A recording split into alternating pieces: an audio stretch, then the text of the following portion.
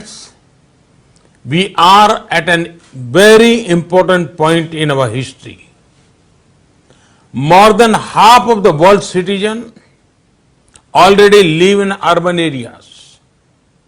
Over the next 2 decades, India and some of the African nations are going to witness the biggest wave of urbanization. But the COVID-19 pandemic has posed enormous challenges before the world. It has shown us that cities which were our growth engines are also our vulnerable zones. Many cities around the world declared themselves on the brink of the worst economic downturn since the Great Depression. The very things which represented living in a city are facing a question mark. Things like community gatherings, sports activities, education, and recreations are not the same as before. The biggest question before the entire world is how to restart. The restart will not be possible without a reset of mindset, a reset of processes, and a reset of practices. Friends, I think the historic reconstruction efforts after the two world wars can give us several lessons. Post-world wars, the entire world worked on a new world order. New protocols were developed and world changed itself. COVID-19 has also given us a similar opportunity to develop new protocols in every field. This opportunity should be grabbed by the world if we want to develop resilient system for the future. We should think on post-COVID requirements of the world.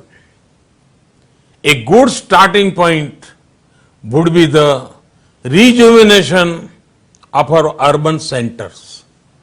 Friends, here I want to share a positive side of Indian cities. Indian cities have presented an extraordinary example during these tough times. There were worldwide incidents of resistance against the lockdown measures. However, Indian cities meticulously followed this preventive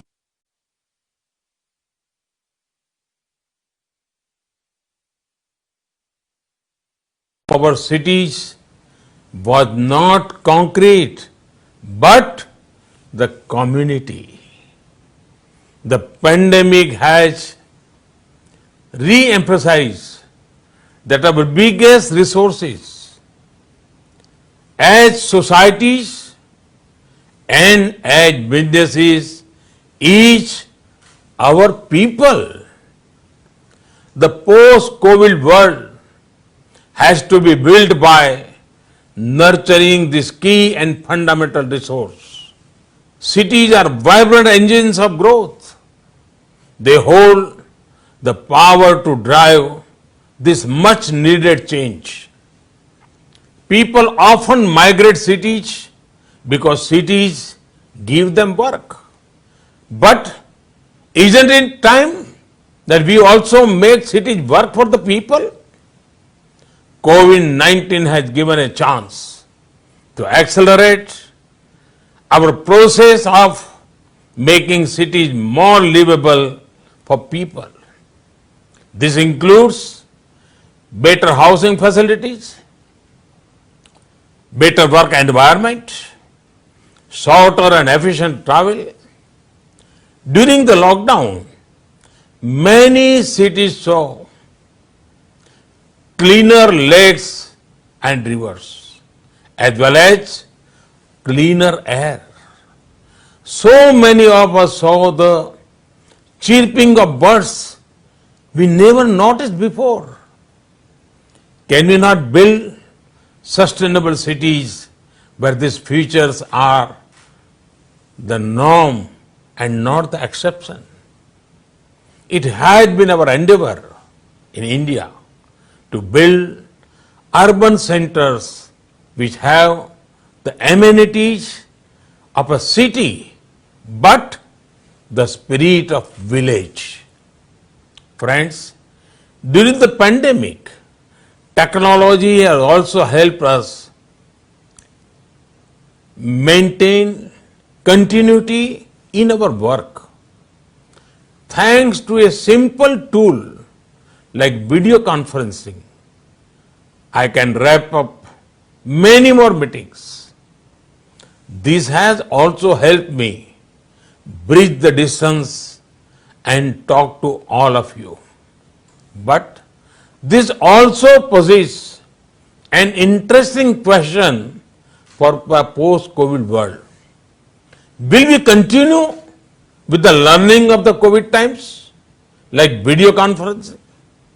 Or will we travel across continents to participate in a conference? Reducing stress on urban system will depend on our choices. The choices will also help us maintain a better work-life balance. In today's age, empowering people to work from anywhere, to live anywhere, to plug into global supply chains from anywhere is an absolute necessity. That is why we have announced simplified guidelines for the technology and knowledge-enabled service sector. This will facilitate work from home and work from anywhere.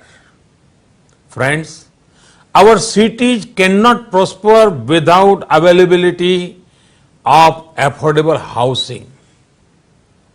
Realizing this, we launched the Housing for All program in 2015. I am happy to note that we are well on our way.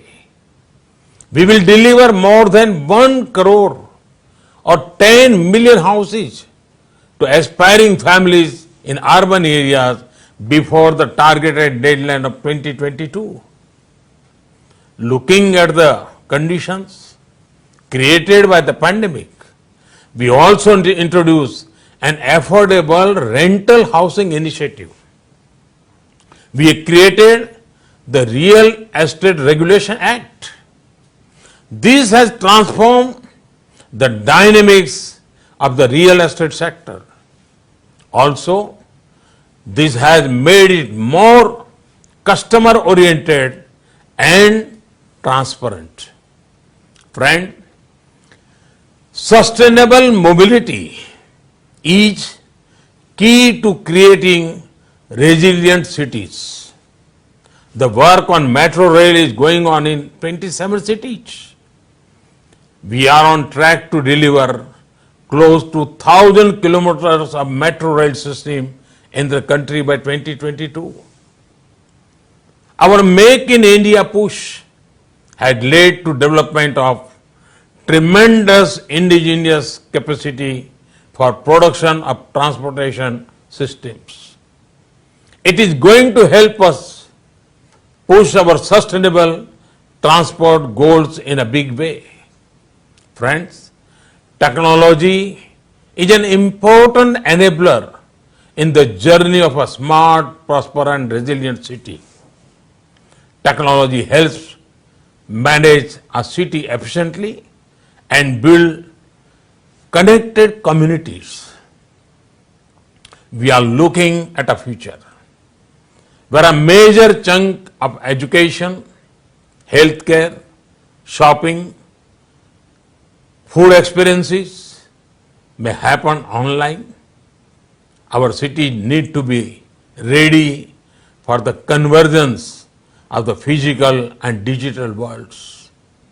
Our programs, Digital India and Startup India missions are helping create capacities toward this.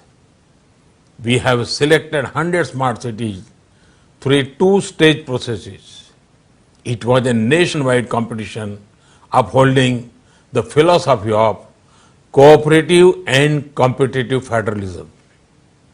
These cities have prepared projects worth almost 2 lakh crore rupees or 30 billion US dollars and projects worth almost 1 lakh 40,000 crore rupees or 20 billion dollars have been completed or nearing completion. To unleash the full potential of technology, integrated command and control centers have been set up in many cities. These centers are currently also serving as war rooms to manage the COVID situation in various cities.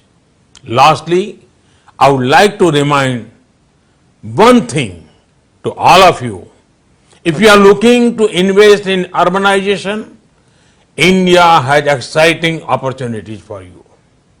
If you are looking to invest in mobility, India has exciting opportunities for you. If you are looking to invest in innovation, India has exciting opportunities for you. If you are looking to invest sustainable solutions, India has exciting opportunities for you. These opportunities come along with a vibrant democracy, a business-friendly climate, a huge market, and a government which shall have not stone unturned to make India a preferred global investment destination. Friends, India is well on its way towards urban transformation. I have no doubt that with the help of all stakeholders, the civil society, academic institutions, industry, and most importantly, the citizens and communities, we will achieve the dream of resilient and prosperous global cities. Thank you.